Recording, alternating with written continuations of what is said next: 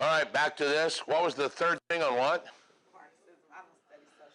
The first thing is the banks, the healthcare, then transportation, where the government controls all of what the public uses. May not be transportation. You remember? Do what? Indianapolis. Well, yeah. Those little blue Indy cars that you can pick up and move.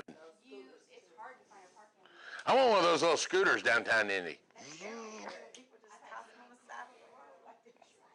Yeah.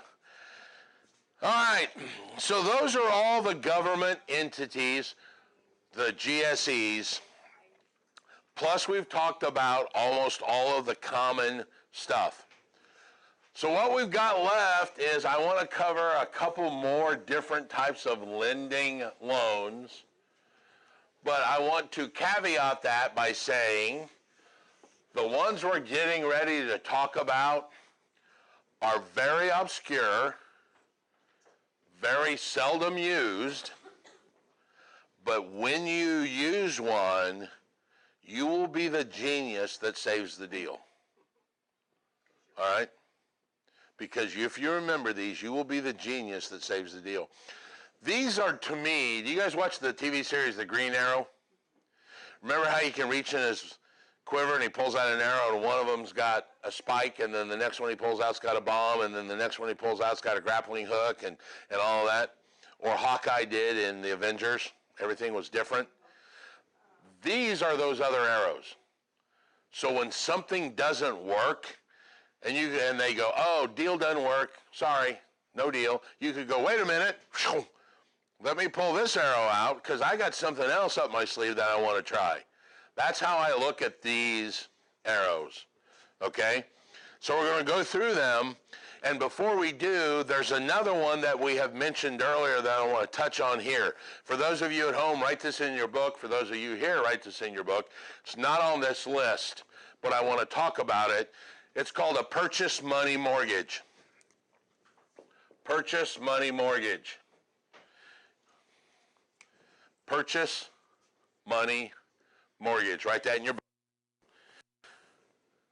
It is a loan made to the buyer from the seller at the closing table. The investment world calls these a carryback.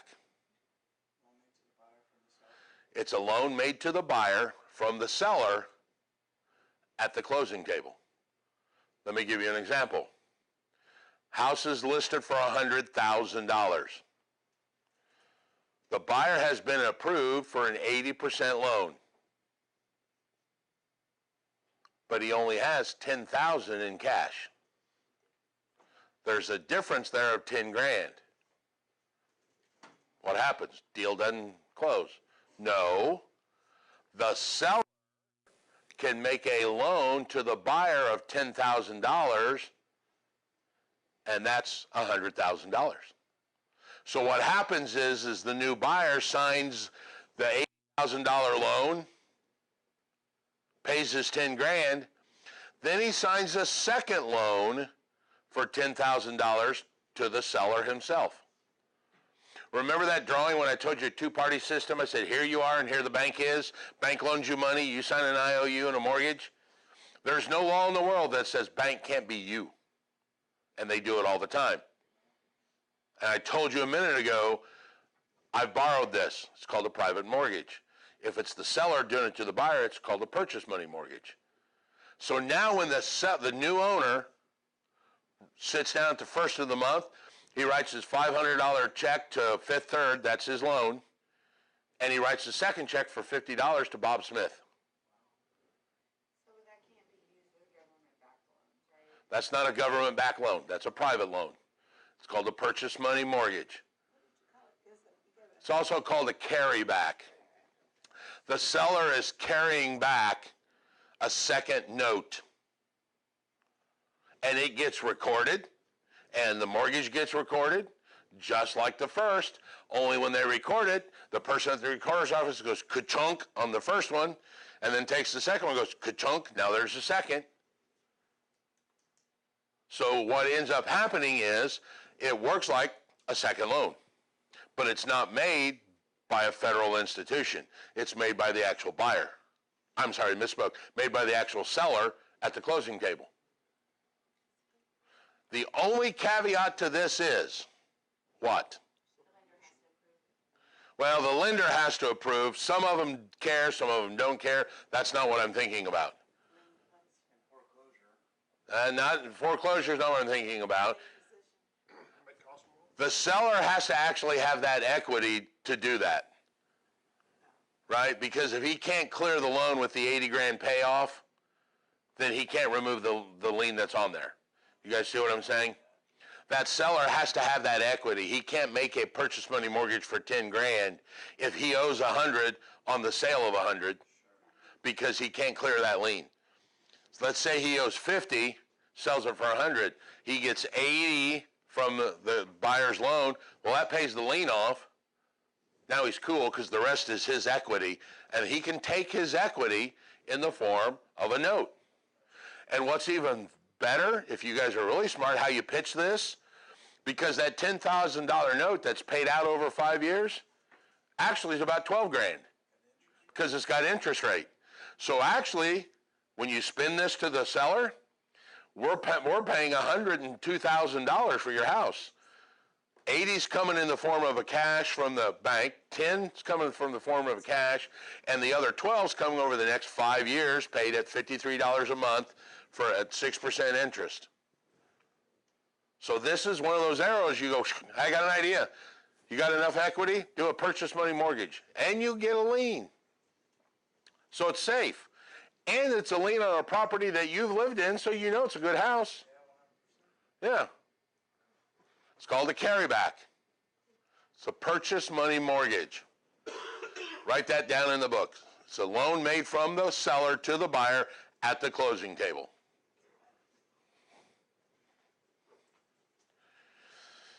All right, here we go. A couple other loans. A package loan. Remember, these are not generic, off-the-shelf, you call 7 brokers and get 7 quotes.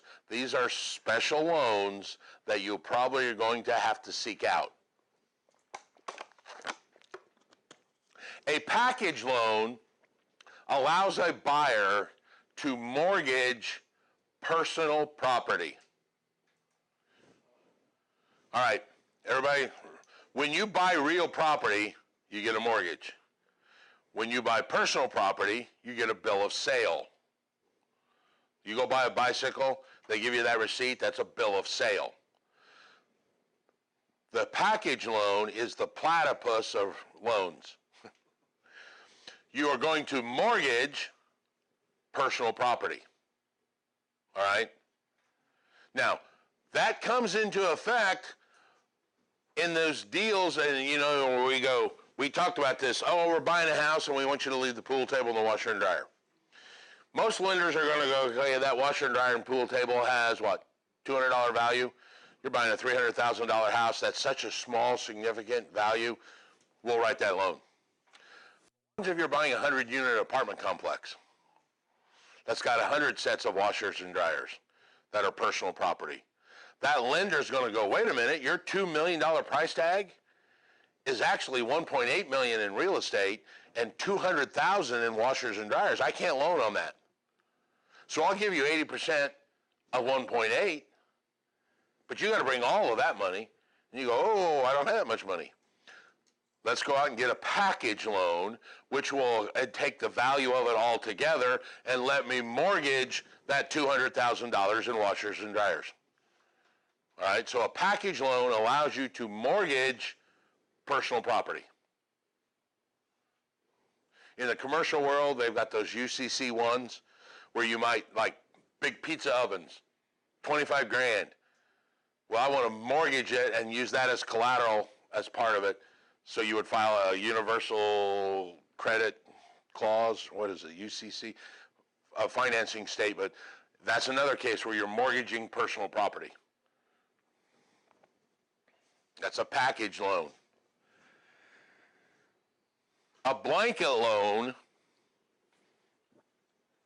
is where you have multiple assets covered like a blanket with one loan. You're going to go out and buy 3 rental properties. Each rental property is $100,000. So I got to go out and get 3 loans. I got to do 3 closings, and I got to pay 3 closing fees. No. What I want to do is I want to get one $300,000 loan and collateralize it with 3 $100,000 houses. It's like throwing a blanket over your investments. It's called a blanket loan. Very common for investors. Very common for developers. All right? Now, the only thing you have to be concerned about, and trust me, you won't have to remember this because the lender will. It's his job. Remember, this is a specialty loan. They're going to talk about these things called a partial release. A partial release says, because here's the problem. When you look on the records and you look at this one house, you're going to see a value of how much? 100,000. But guess how much the lien against it is? 300,000. It looks like it's upside down, doesn't it? The bank says, I'll tell you what, we'll make this deal. It's called a partial release. If you want to sell that house, we will release the lien on a partial of your assets as long as you contribute a sufficient amount of money down to the loan. So you got a $300,000 loan and a $100,000 house. You go out and say, okay, I'll sell that house for $150,000. The bank says, that's fine. You're going to give us $100,000 of that to pay down the loan, and you keep the $50,000. So now you've only got a $200,000. They will release the lien on that property and let you sell it. So what you do is you sell the second one, same thing, $150,000. You take $100,000 and pay down the loan to $100,000 and keep the $50,000. They give you a partial release. And now what you have left is a $100,000 loan with one property. You sell it for $150,000, pay the loan off like a normal sale, keep the $50,000. There's your profit in the 3 $50,000 sales that you kept. You took a substantial portion of that, paid the loan down. House builders do this. They may get $1 million loan and use all of the houses they're going to build as the collateral, and as they build one, they sell it, but they pay down a large portion of their $1 million loan. That's why you see a lot of house builders will tell you often they don't make profit to the last 3 or 4 houses, because what they do is they typically will take all of the money to pay the loan down faster. So they don't make any profit up front. Take the whole 150, pay it down, take the whole 150, pay it off, and the last one's free and clear. Now when they make their money, they make it all in one shot. So that's one way builders do it. Investors use it. Developers, when they buy farmland. Oh, I want to section off an acre and sell it. I need a blanket loan for 100 acres. As I sell one, I want a partial release, and I'll pay down some of the loan. It's called a blanket loan. Think of throwing a blanket over the top of several different assets. That's how it works. Now in your book, there's a thing called the open-end loan. Across the page in your book is a thing called home equity loan or a HELOC. Here's the funny thing. The open-end loan works like a line of credit, and the home equity line of credit works like a loan. The open-end loan means you got the availability to take money out.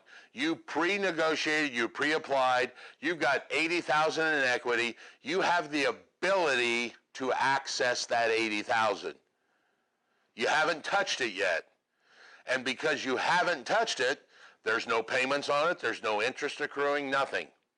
So you're walking around Farm Tractor Supply one day and you see a brand new tractor, you go, oh, I want to buy that $10,000 tractor. You use this open-end loan to buy the 10 grand, and all of a sudden now you start paying interest, but only on the 10 grand that you borrowed. That works like a line of credit. The home equity line across the page works like a loan.